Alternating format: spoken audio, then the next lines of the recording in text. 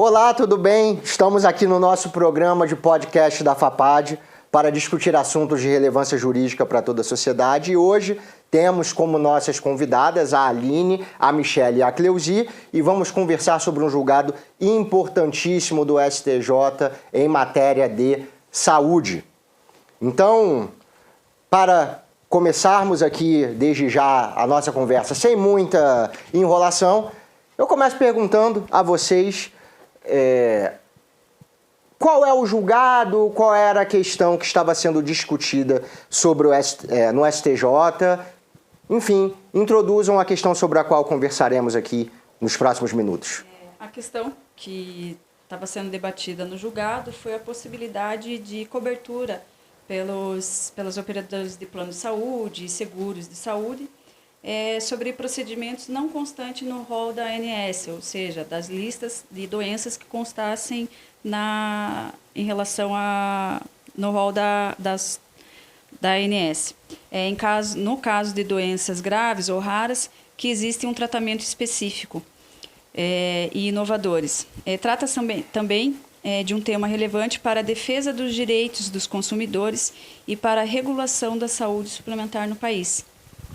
Muito bem, Aline. Então, a Aline esclareceu aqui que a ANS ela tem um rol de doenças e, em relação a essas doenças, há uma relação também de procedimentos para essas doenças. E muitas vezes o que acontece é que existe um debate a respeito de se eventualmente o médico recomenda um procedimento que está fora no rol da ANS, se esse procedimento pode de fato ser utilizado e custeado pelo plano de saúde. Então, a minha segunda pergunta nesse sentido passa a ser a seguinte: qual era a posição do STJ até o momento desse julgamento e por que o STJ defendia essa posição até a data da decisão que vamos comentar aqui hoje? Antes dessa tese, né, que nós estamos apresentando, tinha divergência entre as turmas de direito do STJ, né, direito privado, e sobre a natureza do rol da ANS. Alguns entendiam que o rol era meramente exemplificativo, né, no caso, o exemplificativo no sentido que dá abertura, flexibiliza, né, tem uma lista básica de procedimentos, né, no rol da ANS, mas havia uma flexibilização no atendimento, depende das necessidades de cada caso. E outra turma defendia que esse rol deveria ser taxativo, né?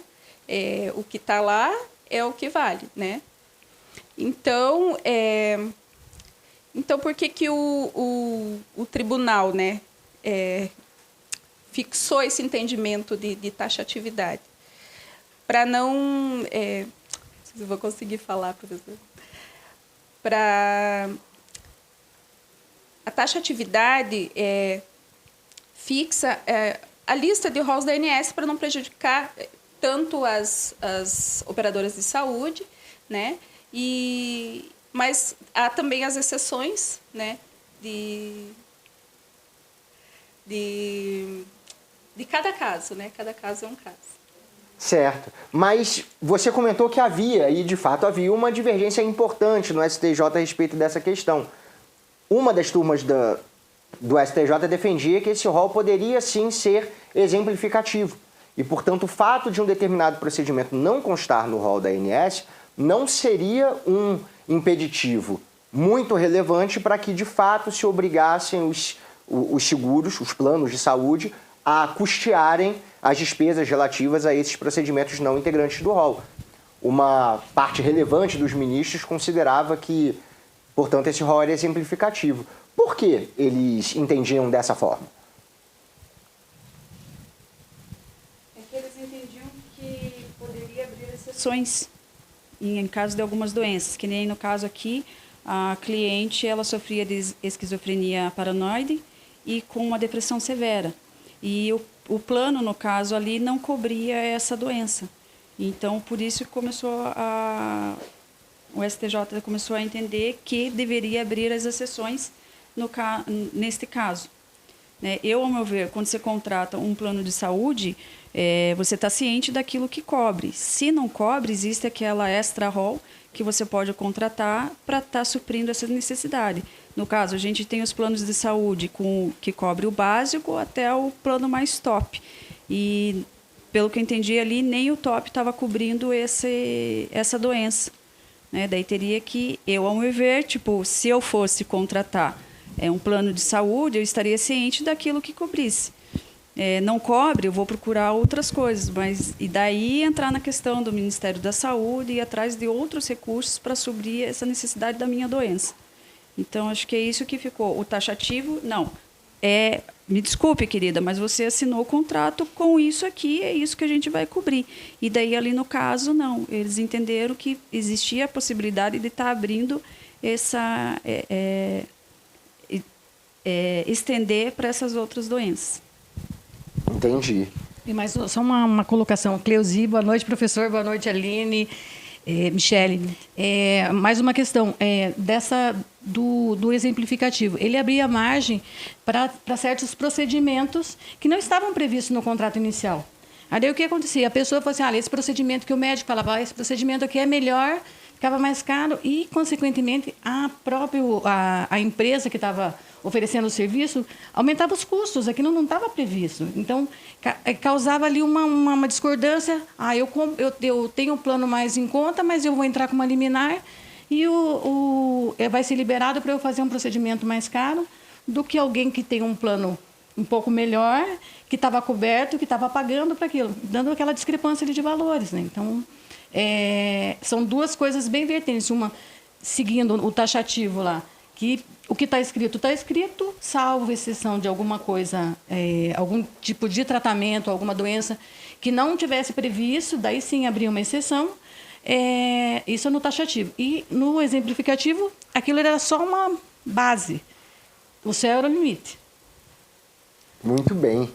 É por isso que tinha, as razões do tribunal, ficou referido o entendido, a necessidade de preservar o equilíbrio natural dos planos de saúde, que depende da estabilidade entre o prêmio, garantia e risco. Tem a outra razão, intenção de mitigar as assimetrias informacionais entre as operadoras, e os consumidores, definindo um conteúdo mínimo de cobertura. E também a observância do princípio da legalidade, que impede que suas operadoras sejam obrigados a custear tratamentos que não estão previstos no contrato. Muito bom. Agora a Aline antecipou parte do que seria a minha próxima questão.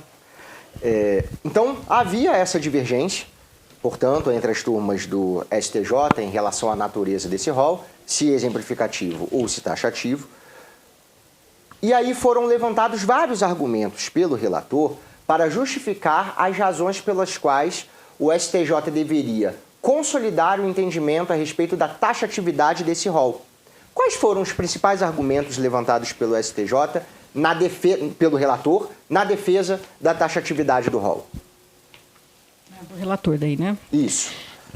A parte que a gente ia falar só no caso da valorização, né, que era o outro ponto ali, que eu só vou entrar um pouquinho ali, que com essa alteração que o relator fez, vai valorizar e vai dar segurança jurídica, né, da possibilidade, foi aquilo que a Aline falou ali. E não vai, eu achei bem interessante aqui quando eu estava fazendo o meu estudo, que ele não vai deixar, mesmo essa nova jurisprudência e o fato de ser taxativo, ele não vai tirar a autonomia da ANS de fazer, de regulamentar e também de tomar atenção em relação àquilo que eles determinam, porque afinal é o órgão que regula, né?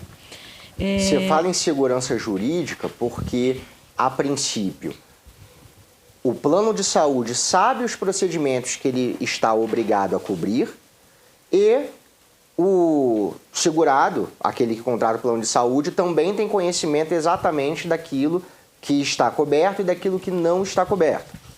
E a Aline já havia comentado a possibilidade de contratação, se eventualmente se considerasse necessário, de procedimentos adicionais a partir de uma diferença de valores ali a serem custeados pelo consumidor. É disso? Isso. Então, o que o ministro relator ele argumentou ali sobre essa que deveria realmente mudar essa jurisprudência? Então, o argumento principal que ele utilizou ali é o entendimento anterior, porque ele considerava a ANS como um exemplificativo. E, contrariando a lei, né, esses princípios, a finalidade do rol propriamente dito.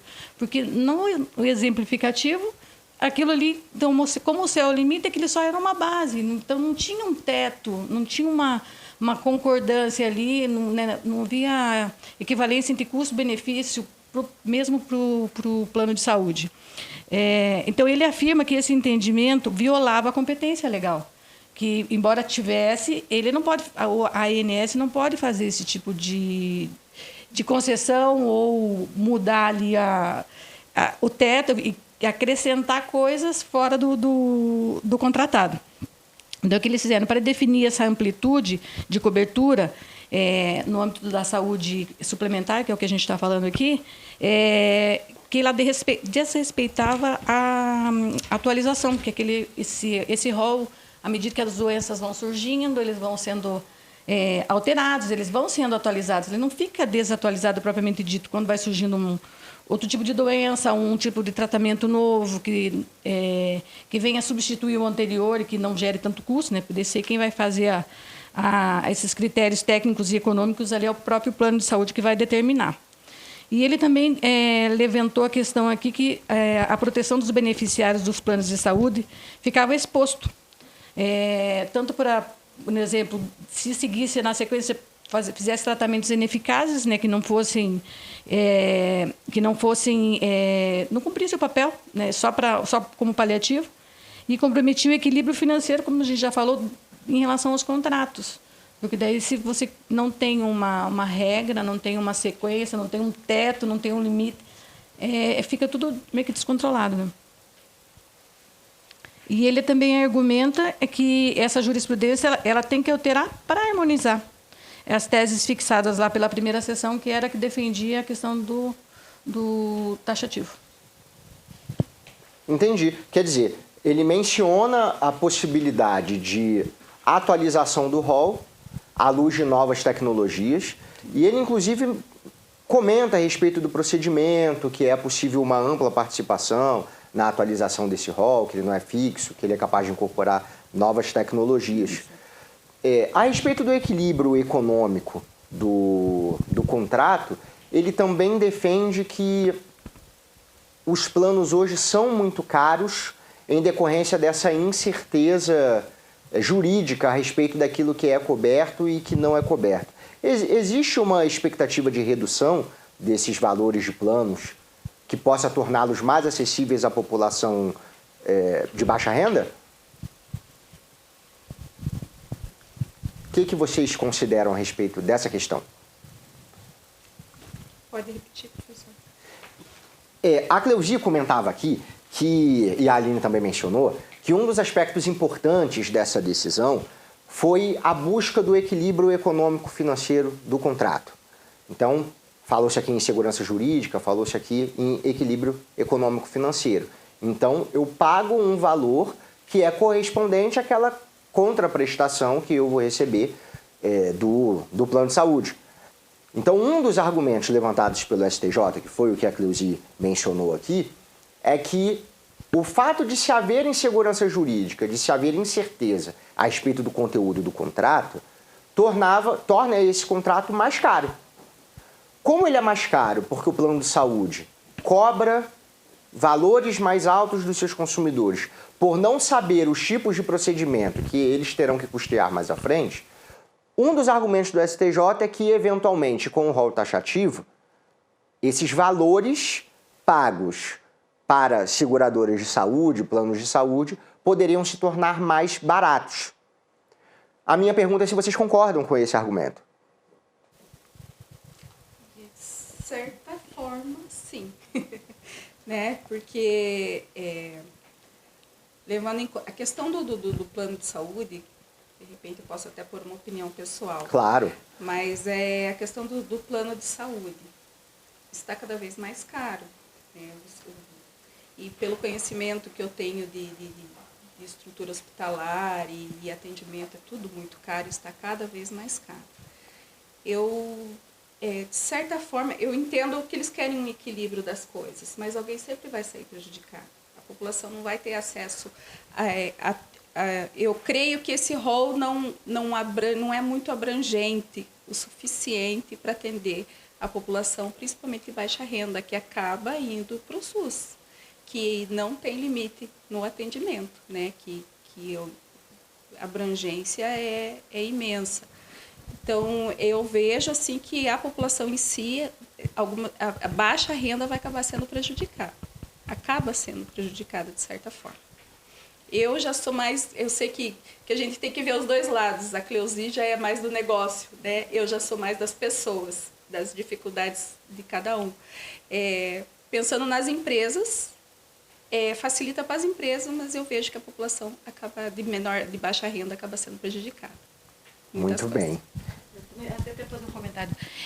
Eu também vejo nessa questão do que não é favorável entre aspas, né? Porque eu também acompanho bastante casos de pessoas que eu quero fazer um procedimento assim e daí não consta, eu entro como liminar. Agora acabou a brincadeira de entrar com liminar ali para você fazer às vezes procedimentos que não estavam previamente previstos. Vai ter que pagar. Então essa realmente para o usuário, para o consumidor ali, ele não foi muito benéfico, não. No meu ponto de vista, particularmente. Claro, essa foi a pergunta mesmo. Não foi benéfico. Ele visou ali realmente a parte das empresas, que tem que se manter, tem uma estrutura, tem que se manter, mas também acho que...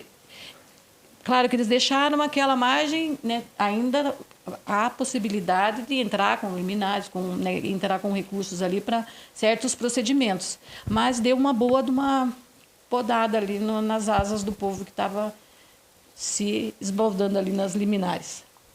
Agora, uma outra pergunta, avançando aqui na nossa conversa. O relator, ao defender a necessidade de mudança de posicionamento do STJ,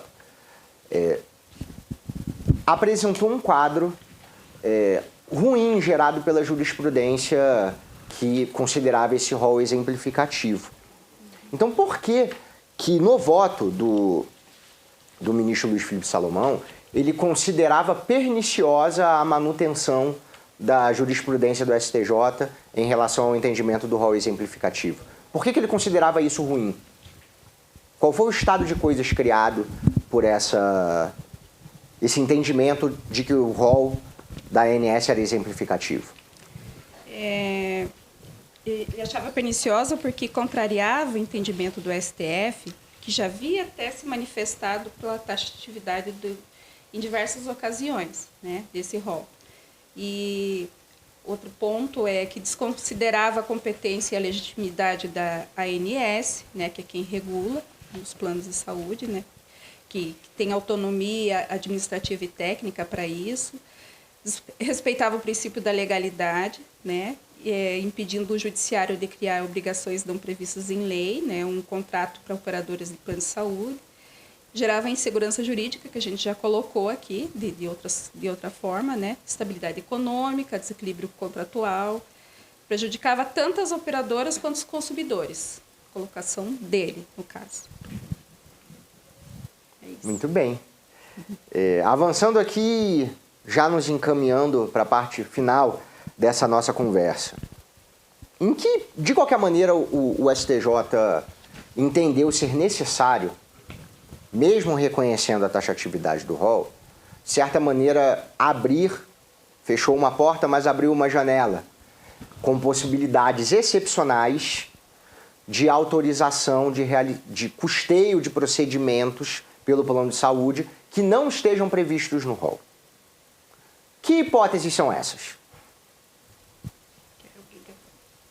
Posso falar? Uhum. Então, que sejam situações excepcionais, no caso. Certo. Né? Que não tenha sido indeferido pela ANS, né?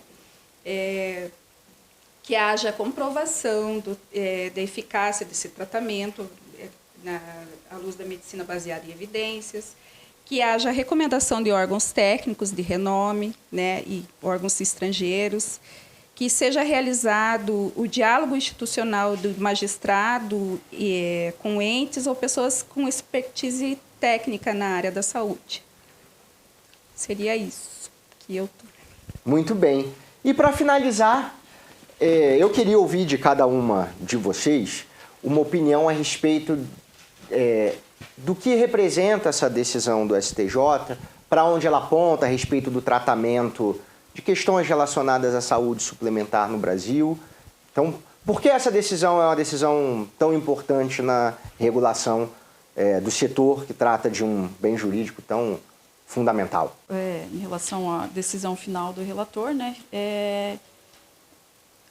foi a favor do relator porque defende que o rol é taxativo, mas que deve ser considerado caso a caso, em particular, né, e fazer toda a avaliação, além da prescrição médica, ter todo o subsídio de exame, comprovação, enfim, então não ficou um negócio, não, é isso e pronto, acabou. Existem outras possibilidades, né? É a tal da palavrinha, depende. Então, depende de cada caso, a gente avalia de um jeito. Certo. Eu, particularmente, eu achei interessante, para mim, chamou a atenção a questão do judiciário, né? Com esse entendimento do STJ, ele diminui as demandas judiciais, né? Infinitas, né? Que estavam até então. Para mim, o mais interessante, uma das coisas mais interessantes é essa, né? Mas eu ainda continuo colocando que não... Essa conversa eu acho que ainda vai longe, né? Não para por aqui, porque tem os dois lados da moeda, né? Então, eu acho que beneficia alguns, prejudica outros. Então, você acredita que, em certas circunstâncias, essas causas ainda vão ser levadas ao tribunal e que, a depender do caso, o tribunal ainda pode abrir mais exceções e essa questão vai continuar sendo tratada muito caso a caso? Como colocou a Aline. Até porque a questão da evolução da medicina não é só a medicina que evolui, as doenças evoluem, né? Então, é cíclico, né? Não tem como acabar por aqui. Pode estar sendo benéfico agora, mas vai ter alteração futuramente, porque assim como a medicina avança, as doenças avançam e vice-versa, né? Sempre teremos novidades por aí, né? Lembrando da pandemia, né? Que já é um caso que eu creio que deve ter dado muita polêmica em muita área. E eu, como da área da saúde, sei muito bem o furacão que foi isso tudo para a população em geral. Bom, eu faço minhas palavras da Michele, concordo plenamente. Juridicamente falando, facilitou, né, porque diminuiu aquela questão das liminares, as pessoas ir reivindicando direitos que não estavam previstos contratualmente, gerando custo para as empresas, mas que a questão ela não pode nem pode parar por aí, porque como como a Michele falou, assim, tudo é uma evolução, aquilo está tendo, e tem que deixar essa porta aberta, ficou uma porta aberta.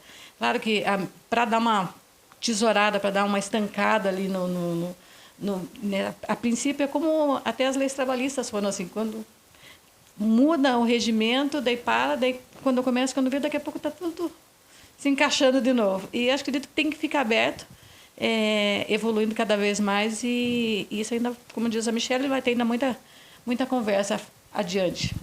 Tá ótimo. E é isso.